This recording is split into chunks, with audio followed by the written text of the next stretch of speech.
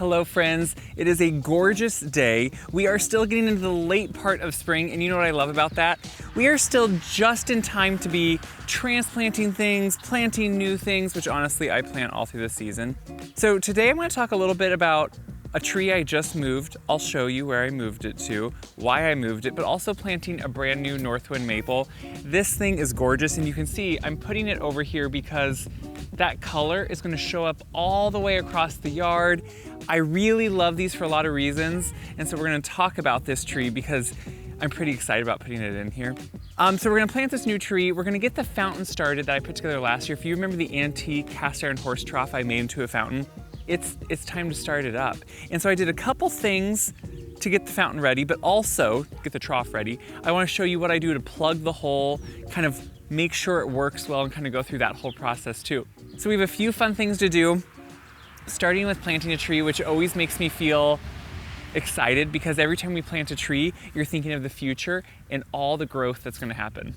You can see it's a little breezy today, but it actually just makes this Northwind maple look even more beautiful. What I like about a Northwind, so if you're like me and you love Japanese maples, but sometimes they can be a little iffy. I get a lot of wind, I go through extreme kind of weather both in winter and summer. A Northwind maple is a cross between a traditional Japanese maple and a Korean variety, and it makes it much hardier, down to zone 4. And I have friends that have this tree and have had good luck with it for a lot of years. What I like about it is it has a little bit more of a dappled kind of effect in the way it grows. You can see it's kind of a little bit more open in its branching, but it has such beautiful color both now and then in the fall. So what I had here was a beautiful beech, and I do still have the beech, but let's just kind of walk down. So that beech was a purple beech that's more of a like weeping upright variety. And I liked it, but it just was not to me what I wanted in that space. So I moved it right over here around the corner. Right there you can see it has an interesting form. I mean, in time it will get much fuller, but this is exactly why I put it where I did. See all the cars? I wanted more of a blocked view from my backyard. And so I just moved it there. In time it will hopefully fill in. It has been doing fairly well. Japanese beetles do like to eat on it, and so it kind of looks a little rough in the summer. So I wanted it off and away a little bit where it could have that form and shape. It offers a little bit of screening back behind that corner, but then also it's not out in full view where this maple is going to be. To me, I always say my yard, my garden is my school, and it's where I'm always learning and kind of going along with the flow and adapting as I need to. I love the weeping purple beech, and while I really thought I was going to like it here, the overall shape just wasn't quite conducive to what I wanted. It has that interesting form, which is really fun and more architectural. It doesn't offer ever any shade or any canopy. This Northwind will have a little bit more of a branching. It will get up to 20 foot, which I really like around the corner because I always put a couple of my bentwood willow chairs here, and so I want a little bit better backdrop that kind of just also offers a little bit more of kind of this interesting being able to walk around it, and I want a little bit of that shade to kind of hide this corner and kind of make it feel a little bit more intimate. So I think it's a good adaptation here, and I think it'll be really fun to see how this kind of flows in and really fills in this space. So if you see my little Frenchie Kip, he's here helping today. Now, what I always do, I am someone that can be an overthinker in the yard. Whenever I have new trees, I bought 2 of these, and my other one is still, I think I know where I want to put it. But what I always do when I buy new trees, I cite them in the sense that not only do I look at the size they get in maturity, don't just look at now, look at what they get in maturity, look at the sun requirements, think about my soil. I also think about how is it going to look from different areas when I'm walking around. I'll set the tree where I think I want it or roughly, and then I'll look at it from different windows in the house. I'll look at it from different parts of the yard, and that helps me really decide, is this where I want that tree, and do I like kind of how it looks in the distance? So what I'm doing, since there was a tree here, obviously the hole is not as hard to dig. I do need to put fresh mulch on this area anyway this year, so I haven't done that yet. I'm not worried about displacing the soil. You can see there is some drip line behind the tree. Last year, I installed drip line through most parts of my yard, but I made sure that it's in zones. So on the perennial beds, I don't use it because they're drought tolerant, and now that they're established, I really don't need it.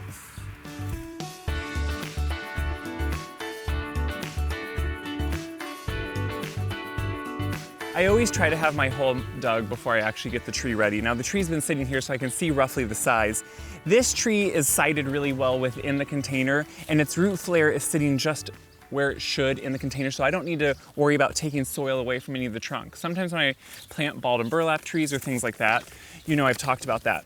But just like I do with all my trees, all my shrubs, all my perennials, I'm gonna put in Espoma Biotone, because the thing is, while I don't like to over-fertilize anything, I don't like to use chemical synthetic fertilizers, Biotone is great because it really helps those roots adapt and really want to strengthen them as they're going into this native soil. Last year when I prepared this bed, I did amend it with some compost, so I don't feel like I really need to do anything to it this year. You know, I have nice soil. I have a lot of dark, rich, black topsoil, and that goes down for a long time here. You know, that's one thing I'm really lucky about.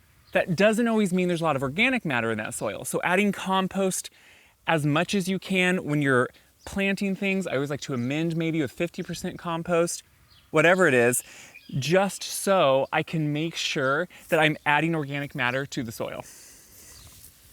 If you've ever seen anything come in a box, I don't want you to be intimidated.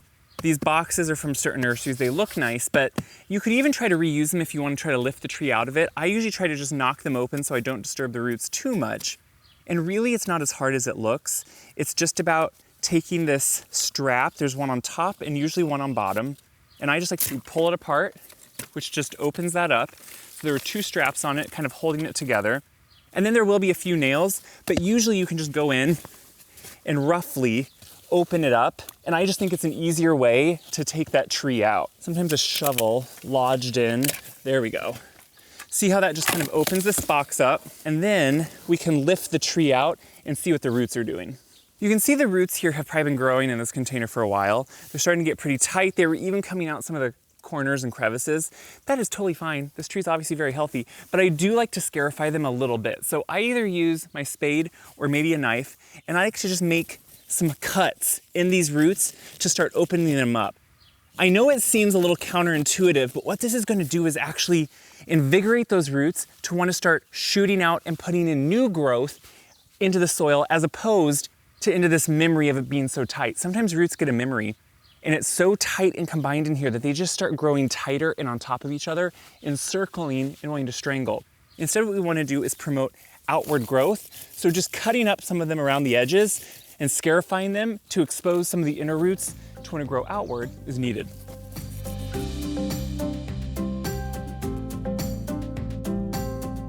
I still do this pretty much to everything I plant. I know there's different schools of thought. Some people don't like to rough up the roots too much. I think you can go too intense, but I think when roots are so tight and root bound like that, it's really important. So then I'm always just gonna site the tree slightly in my hole, and I always will plant it slightly above grade because it will always sink a little bit. We're displacing soil. We made this a little bit more loose, so as it settles, that tree is gonna settle a little bit. I never want it to get too deep. I'd always rather it be a little above. Now, if you're like me, I will also stand back a ways, kind of turn the tree if I need to, just to make sure I get the right kind of placement I want from different angles. You don't have to do that, I just think it's a nice step.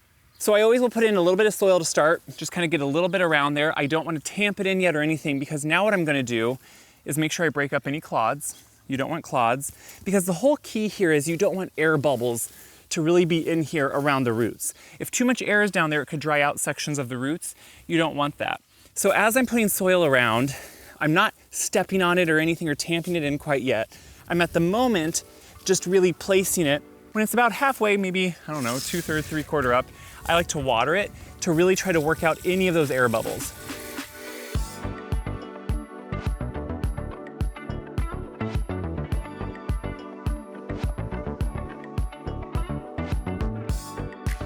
When I get my final soil put in there, that's when I'll go around and start lightly tapping it with my foot, just to make sure I'm getting it somewhat pressed in. We had that first layer of soil and water, and then we put in this next layer.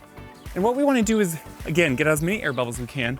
We don't need to press all of our weight on it, but we do want to make sure that soil is starting to really come in and get out any air.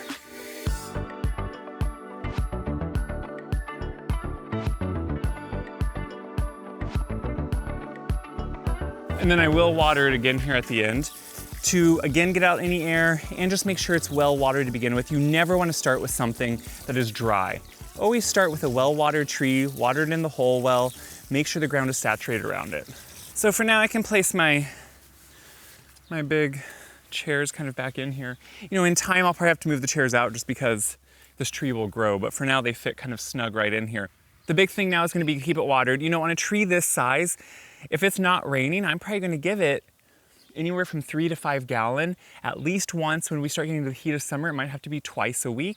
You want to make sure you saturate it well, and then it gets to dry a little bit in between. It doesn't always want wet feet. And then of course we'll mulch it well just to make sure that moisture is retained, and any weeds, because now that we dug, weed seeds are going to be there. As far as staking it, you know, this tree is, I think, short enough and kind of dappled or open enough, and it's protected where it's at that I don't think I'm going to need to stake it.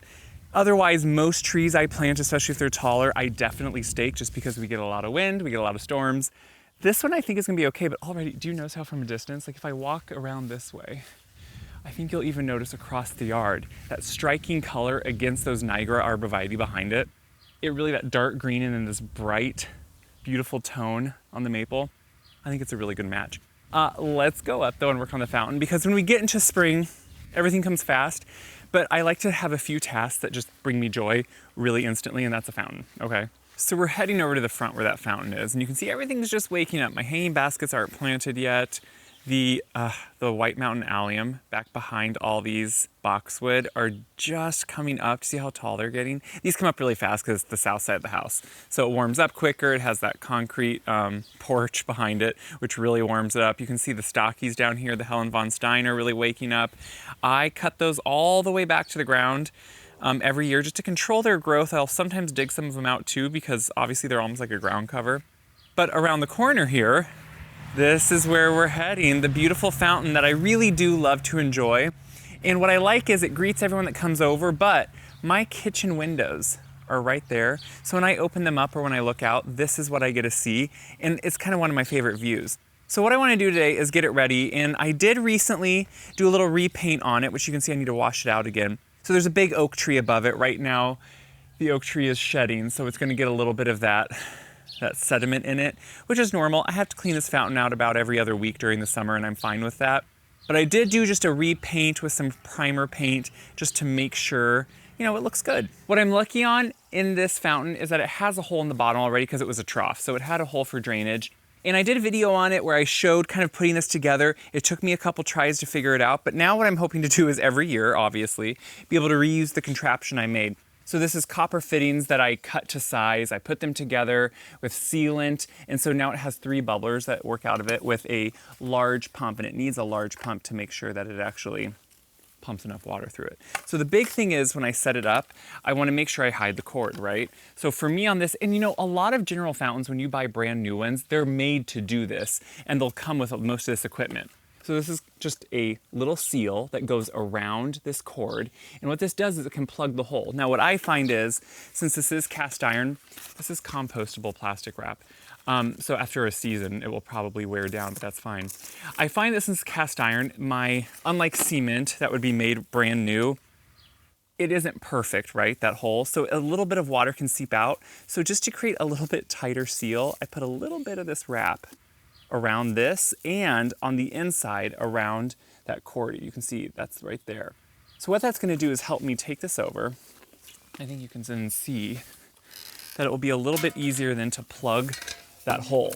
So right through the bottom here, I'm able to take my cord. It happens to just fit perfectly. You know, that was without me even really trying. And I can get underneath and pull it through. And I have already a cord that comes from a plug-in right to here. So all this was planned ahead of time to make sure I could put a fountain here, because I always kind of felt like I wanted one someday. But now when I get down to where I just put that plastic wrap, you're gonna see that I can plug the hole a little bit better. So with any pond pump or fountain pump, you wanna press in as hard as you can to really make sure that gasket works down into the hole and creates a tight seal. And you can always test it just by adding some water too and feeling if it is dripping through. I made this fountain, so it works pretty much just for this one kind of contraption, how I made it. But my thing is, all these principles kind of work the same. At the end of a season, you want to drain a fountain, you want to take that pump in to make sure it doesn't freeze. Same thing when you're putting it together in the spring, you want to make sure you have tight fittings everywhere. Since I made this myself, I put on these same tighteners just to make sure there's nothing leaking. But then this now gets hidden because since I have a black fountain, a black pump, and obviously everything else kind of, once the water is in it, you really don't notice it that much. I'm going to test it with a little water before I fill it up completely. Once I have water at least just covering where the fountain intake is, I can actually come back and look for my cord and plug it in. So this is honestly, it's all pretty easy. You just want to make sure that then everything's working.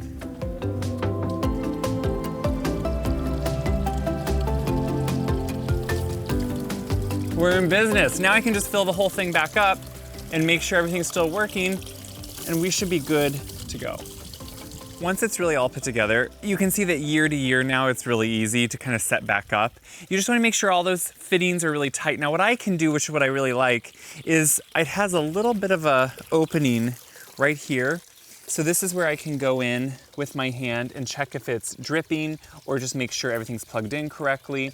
But from a distance and kind of all over the yard, you really hear this, and that's what I really love about it. So those 3 copper fittings, they're really in pipes. They're starting to age and patina, which is what I want. And it just offers this nice kind of quiet, subtle sound that I love.